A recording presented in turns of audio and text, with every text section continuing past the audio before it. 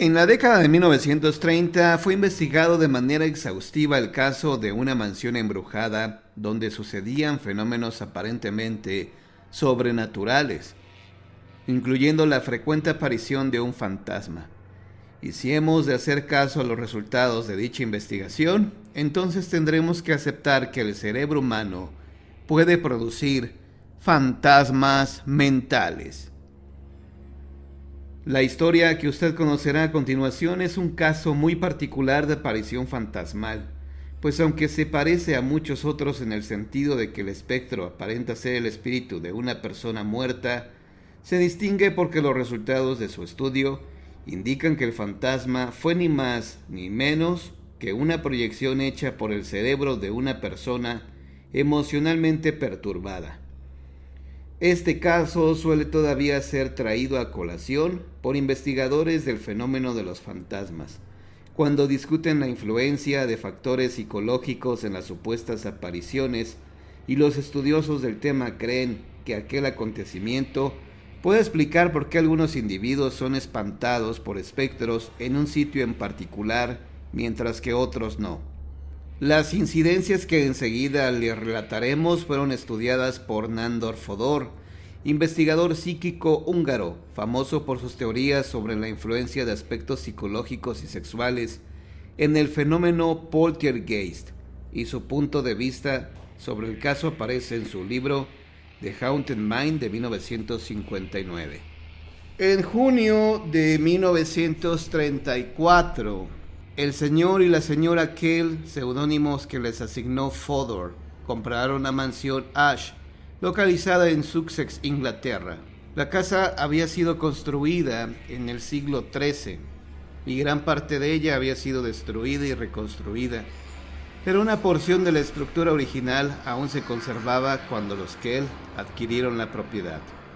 Al ocuparla, nadie les dijo que la casa estaba embrujada ni nada por el estilo, pues dos dueños anteriores habían vivido ahí durante 13 y 7 años respectivamente, sin que ocurriera disturbio alguno. De cualquier forma, poco después de que los Kell ocuparon la casa con su hija de 16 años y sus sirvientes, comenzaron a escuchar ruidos extraños en el ático, como si un ser invisible caminara sobre el techo de la casa. Poco después, como a las 3:30 de la mañana del 18 de noviembre, el señor Kell fue despertado de un profundo sueño por el ruido de 3 fuertes golpes sobre la puerta de su dormitorio. El hombre dormía solo y fue a la recámara de su esposa en la planta baja, solo para confirmar que ella también había escuchado los ruidos. Sin embargo, no les encontraron una explicación. La noche siguiente, a la misma hora, el señor Kell despertó al escuchar 2 violentos golpes en la puerta de su dormitorio. La tercera noche, a la misma hora, se escuchó el ruido de un solo golpe. Los Kell sospecharon que algo sobrenatural estaba ocurriendo en la casa. El señor Kell dejó el pueblo por motivos de negocios y regresó el 25 de noviembre para enterarse que nada raro había pasado durante su ausencia. Sin embargo, la noche de su regreso, el hombre tenía la sensación de que algo malo iba a ocurrir. Su habitación se sentía increíblemente fría y el señor Kell trató de mantenerse despierto por si algo acontecía, pero se quedó dormido como a las 3 de la mañana. Poco después fue despertado por un violentísimo golpe en la puerta.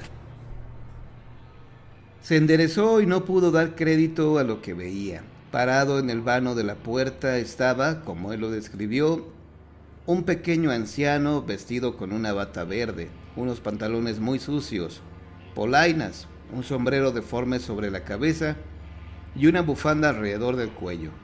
Al principio Kell creyó que el hombre era un sirviente y le preguntó si lo era, pero no obtuvo respuesta. Entonces Kell se levantó y trató de tomar al extraño por el hombro, pero su mano pasó a través del anciano.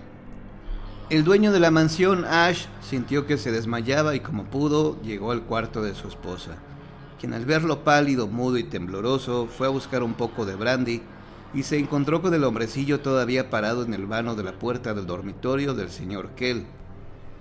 Lo miró de los pies a la cabeza, pasando por las polainas y la bufanda. La cara del anciano era roja, sus ojos tenían un aspecto malévolo y su boca estaba abierta y babeaba. Por un momento la señora pensó que era un vagabundo que se había introducido en la casa. Sin pensarlo, intentó golpearlo y su puño pasó a través del desconocido.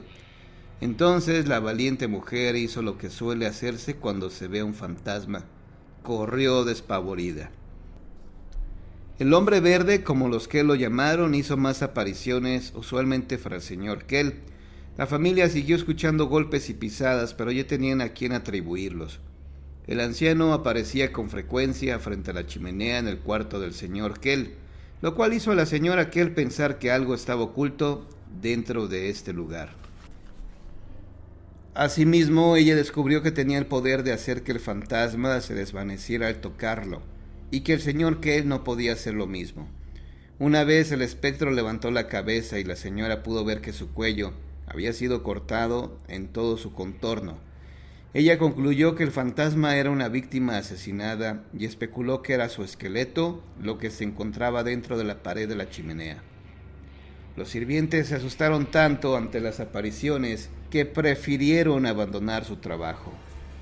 Mientras los Kell pusieron un anuncio en el periódico para encontrar a alguien dispuesto a echar a los malos espíritus de la mansión, 2 individuos dijeron ser capaces de hacer el trabajo, pero no tuvieron éxito. Y un sacerdote llevado para ejecutar un exorcismo formal solo hizo que los disturbios aumentaran. Otros 2 exorcistas laicos dijeron que la casa había sido construida sobre un círculo druida y que el sacerdote había enfurecido a alguna fuerza maligna del círculo. En enero de 1936, un fotógrafo aficionado tomó una fotografía de la casa a medianoche y extrañamente en la foto la mansión aparecía envuelta en una especie de capullo de mariposa. Sin embargo, podía tratarse de un defecto de la película y la foto no probaba la existencia de una fuerza sobrenatural en la casa. En julio de 1936, Nandor Fodor se vio envuelto en el caso por invitación de un escritor que hablaba sobre la mansión Ash en un libro sobre fantasmas. A su llegada, Fodor encontró a los Kell visiblemente consternados y temorosos de que sus reputaciones se vieran afectadas al conocerse públicamente lo que ocurría en su casa. El investigador psíquico tomó varias fotografías dentro de la casa y durmió en el cuarto embrujado, pero ningún fantasma se manifestó ante él, ni directamente ni en las fotos. Tampoco escuchó ruidos de pisadas y golpes. En aquella época, la famosa medium Helen J. Garrett, creadora de la Fundación de Parapsicología en Nueva York, vivía en Inglaterra y Fodor la invitó a trabajar con él en la casa Ash. Ella llegó el 25 de julio con un amigo estadounidense, el Dr. Elmer Lindsay, y su hija también llamada Eileen. Supuestamente a través de la clarividencia, Garrett supo que el fantasma era el espíritu de un hombre que en vida había sido apresado y había sufrido bastante. Él tenía un secreto, había sido medio hermano del rey Eduardo IV o de Eduardo V, y había iniciado una rebelión. Fue torturado por causa de unos papeles que tenían que ver con la sucesión de uno de los Eduardos y quedó lisiado. Posiblemente la chimenea había sido escondite de esos papeles. Esa noche los investigadores entraron en el cuarto embrujado. Garrett entró en trance y su control, así le llamaba a un supuesto espíritu del más allá que actúa como enlace primario entre un medium y el mundo de los espíritus, llamado Ubani, habló. Ubani dio su explicación al fenómeno. Los fantasmas se manifiestan cuando una atmósfera de tristeza permite a un espíritu absorber energía y revivir sus propios sufrimientos. ¿No has descubierto que esas cosas solo te pasan cuando te encuentras en un mal estado emocional, físico o mental?, dijo Ubani. ¿No te das cuenta de que tú mismo vivificas este recuerdo? El control empezó a contar que en el siglo XV había existido una cárcel cercana de la casa Ash, donde muchas almas infelices habían perdido la vida lentamente. Y agregó que algún habitante de la casa que estuviera nerviosamente agotado podía emitir energía capaz de atraer a un fantasma, quien usaría la energía para constituirse a sí mismo, como una imagen fotográfica. Ubani anunció que permitiría al fantasma posesionarse de Garrett. Entonces de pronto las facciones de esta cambiaron. adquiriendo poco a poco la fisonomía del fantasma. Luego, hablando a través de Garrett, el fantasma se identificó con un aparente acento medieval inglés como Charles Edward. Dijo haber sido despojado de sus tierras por el conde de Huntingdon y traicionado por un antiguo amigo, Buckingham. Afirmó que él había sido separado de su esposa y su hijo y encerrado en la prisión. Dijo que su hijo estaba peleando por un rey ingrato, pero cuando se le presionó para que identificara a ese rey, dio una respuesta evasiva. Luego pidió a los testigos que lo ayudaran a vengarse de sus enemigos. Fodor y los demás informaron al fantasma que él estaba muerto y trataron de convencerlo de olvidar su deseo de venganza, lo cual le permitiría reunirse con los espíritus de su esposa y su hijo. Reacio, el fantasma aceptó, se marchó y Garrett recuperó la conciencia, pero el fenómeno de la mansión Hash no se terminó. 24 horas después, Fodor fue informado por el señor Kell de que el fantasma había reaparecido en la puerta de su dormitorio, solo que esta vez había tratado de hablar con voz propia. Poco después fue llevado a la casa un medium que no sabía nada sobre lo que ahí sucedía.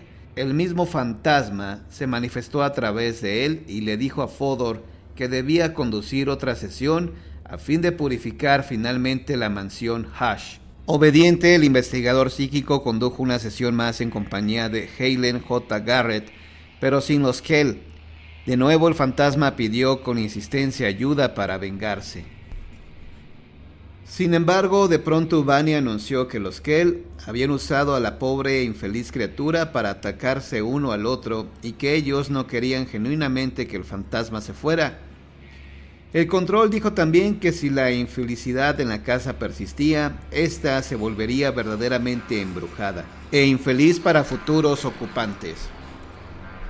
Ahora Fodor sentía que estaba cerca de la solución del problema, sobre todo cuando la señora Kell le confesó que su esposo era homosexual y que por lo mismo existía una gran tensión entre ellos. Entonces Fodor pensó que el fantasma era una especie de escape. Distraía a los Kell para evitar que la tensión estallara en violencia. Fodor le explicó al señor Kell que el fantasma era solo un producto de su subconsciente, como una defensa ante el grado de tensión en que se encontraba. Y cuando Kell admitió que prácticamente el fantasma y él eran uno solo, el espectro desapareció y no volvió a ser visto ni oído. De cualquier manera, las conclusiones de Fodor resultan un tanto confusas, pues el fantasma había sido visto y oído por varias personas, e incluso el perro de la familia lo había percibido. Si esto ocurrió en verdad, entonces el subconsciente del señor Kell había logrado de alguna forma proyectar la imagen del fantasma, o quizá, como Fodor tuvo que agregar al final de su registro del caso, puede ser que aquellos que se colocan en una posición psicológica desprotegida en un lugar lleno de memorias históricas y tradiciones logran en raras ocasiones entrar en contacto con una fuerza o una inteligencia ajena a la propia.